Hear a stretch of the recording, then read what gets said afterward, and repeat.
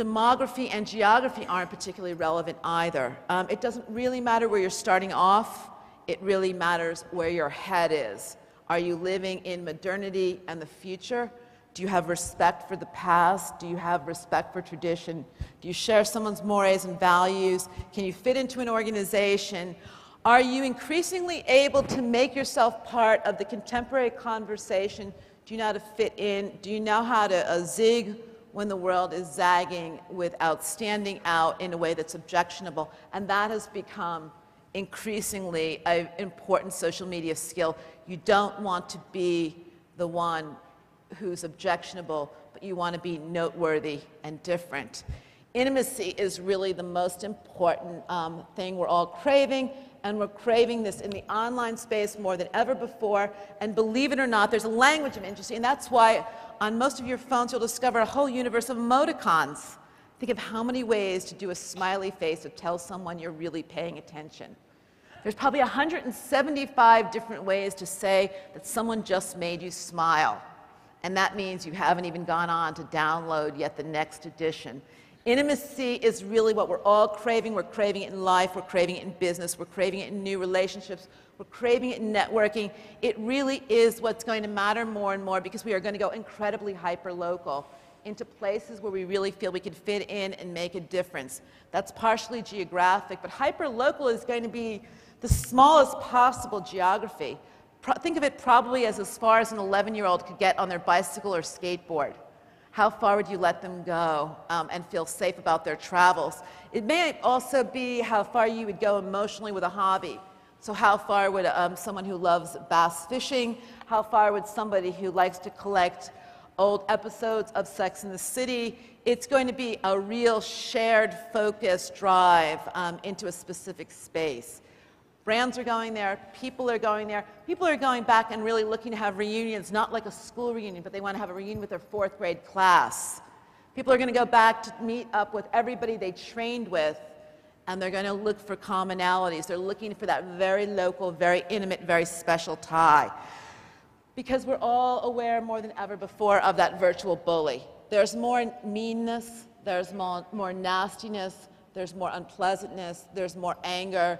The bully rises up online. I don't know how many of you even looked at USA Today. Not only is there a story this morning about the bullying of children, but there's bullying amongst teachers. We're all ever more aware of that bully factor, and that bully has a loud voice in cyberspace.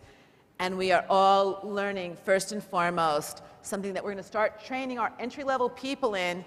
And it's going to be an absolute imperative in the workplace. And the first thing you're going to have to tell your people, get thicker skin.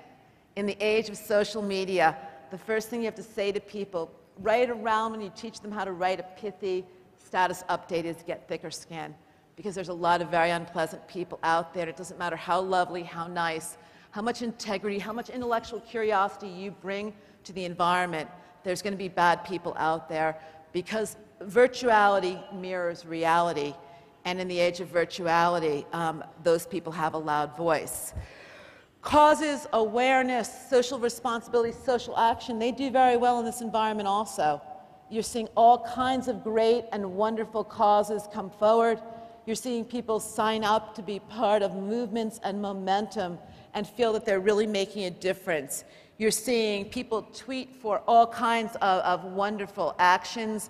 You're seeing people be able to do micro donations. So give up your latte at Starbucks and give that $4 towards a cause. You're seeing people be able to do things like virtual car washes, virtual ribbons for breast cancer, all kinds of participatory action that social media is opening up, because we are living increasingly more sticky lives. Sticky meaning online, connected.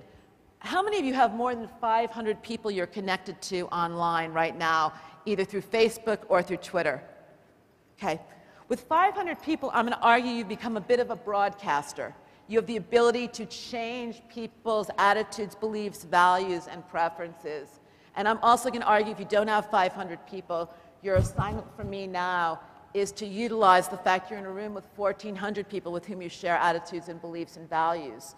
So you better work on friending that person and reaching out to that person and friending your friends' friends, Because building that network is a support system that your career depends upon, your family depends upon, and your community depends upon. And it is in that shared information, that fluid and continuous conversation that happens in the social media space, that professional and personal growth is happening.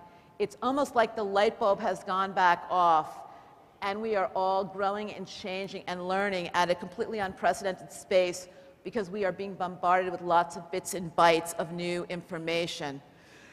It's going to the extremes. It's like we can't turn our brains off. Other people are curating and commenting and sharing with us at rates that we feel like we're suddenly being asked to roll back and be 17, 18, 19, 20 years old again.